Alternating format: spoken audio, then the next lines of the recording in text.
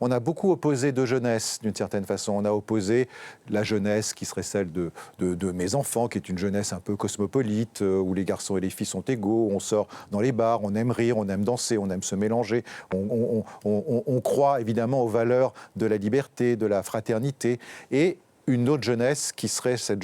jeunesse radicale, qui refuserait ces valeurs, qui s'y opposerait et qui viendrait finalement dynamiter les valeurs de notre jeunesse, comme si on avait deux espèces différentes. Et j'ai voulu apporter un témoignage un petit peu plus nuancé par rapport à ça. Bien sûr, il y a des délinquants, il y a des gens qui vont jusqu'au bout du crime, il y a des gens pour qui le crime représente même une attirance, mais entre les deux, il y a toute une frontière de jeunes, et c'est ceux que je vois qui, au départ, ne sont pas si différents de ceux qui sont sur les terrasses de café, mais qui, pour des tas de raisons, basculent. Et ils basculent parce qu'ils ont des failles intérieures. Et moi, ça fait 30 ans que je connais des ados qui ont des failles intérieures, qui deviennent anorexiques, qui deviennent toxicomanes, qui se scarifient, qui finalement ont une attirance vers la mort, vers l'autodestruction, vers la destruction de leur famille. Eh bien, ces jeunes-là qui rentrent dans la logique djihadiste, je me suis dit, et j'ai constaté qu'ils n'étaient pas si différents.